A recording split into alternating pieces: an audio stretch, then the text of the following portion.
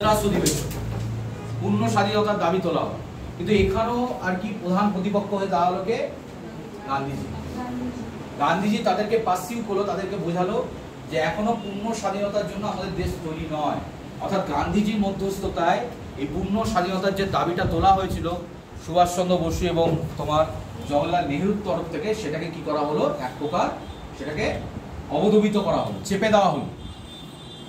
বোঝা গেল?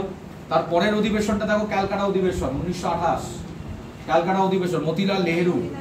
এবার দেখো, মতিলাল নেহেরু অলরেডি আমি পড়ালাম, তিনি কিন্তু এক সময় গান্ধীজি বিরোধী মনোভাব রেখে তিনি কি তৈরি করেছিলেন, নিও ন্যাশনালিস্ট ছিলেন এবং স্বরাজ দল তিনি তৈরি করেছিলেন। এই স্বরাজ দলের উত্থানটা চোখে পড়ার মতো ছিল। 1923 সালে এই দল তৈরি হয়, খুব অল্প দিনের মধ্যেই এই দলটি কিন্তু জনপ্রিয়তা লাভ করে। 1924 সালের যে জনপ্রতিনিধি ভোট হয়েছিল, সেখানে একটা প্রবল আর কি জনসংখ্যা আর কি ভোট পেয়ে এই দল কিন্তু সেন্ট্রাল লেজিসলেটিভে গেছিল এবং বিঠ্ঠল ভাই প্যাটেলের হয়েছিল, মানে সেক্রেটারি হয়েছিল। এবং 1924 সালে কিন্তু ক্যালকাটা কলকাতা কর্পোরেশনের ভোটে এরা জিতেছিল।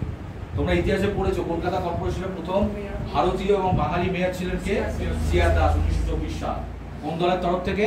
স্বরাজ দল। অর্থাৎ স্বরাজ দল 1923 সালে তৈরি হলে 1923-24 এই দুটো বছর তাদের কিন্তু পিক টাইম ছিল। কম সময়ের মধ্যে কিন্তু এটা বহুল প্রায় জনপ্রিয়তা লাভ করে। কিন্তু 1925 সালে কি হয়, তোমার সিআর দাস মারা যায়।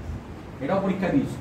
চিত্তরঞ্জন দাস তার অকাল মৃত্যু 1925 সালে, এবং তারপরে কিন্তু স্বরাজ পার্টি অচিরেই কি হয়ে যায়, তার ক্ষমতা হারিয়ে ফেলে।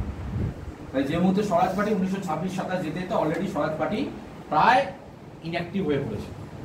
তাহলে আবার মতিলাল নেহরু কি করলেন, তার আদর্শগত অবস্থান পরিবর্তন করে তিনি আবার কি হলেন, গান্ধীপন্থী হয়ে পড়লেন। বুঝেছো? তিনি আবার গান্ধীজি আর কি মতাদর্শে তিনি বিশ্বাস করতে শুরু করলেন।